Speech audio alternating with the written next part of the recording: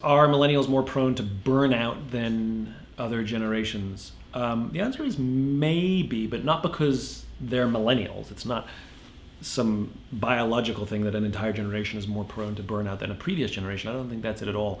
But I think that the trend of how we live our lives is very different. I think we are more solitary in how we live our lives. There's good data that there's fewer people, there's fewer marriages, there's fewer people living together, people are staying single longer, and even the quality of relationships, which I've talked about and others have talked about as well, where social media and cell phones sometimes interrupt and get in the way and frustrate our ability to form those deep, meaningful relationships.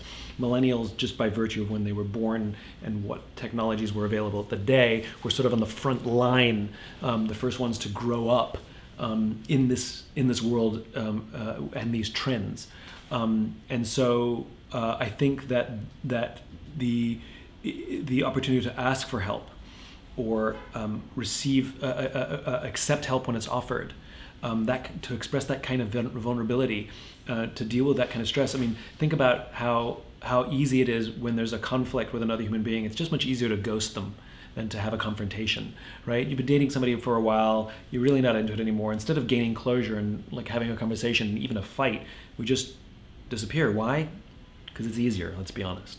But I think that actually not only hurts the other person, it actually creates loneliness for us. Sometimes those confrontations, even if they're difficult, are valuable. There's some good data on this, that somebody who gets ignored at work, there's like when their boss never talks to them, they never get any kind of positive feedback, never kind of negative feedback. I can't remember the exact numbers, but it's something like 7% are engaged in their work. So it's an overwhelmingly high number of people are disengaged simply because they get no positive or negative feedback. And if they get in trouble, their level of engagement actually goes up. And if we get one piece of positive feedback from our bosses, our level of engagement like quadruples or something like that. In other words, getting negative feedback actually makes us more engaged in our work than getting no feedback, because at least somebody knows we exist. And that's the point.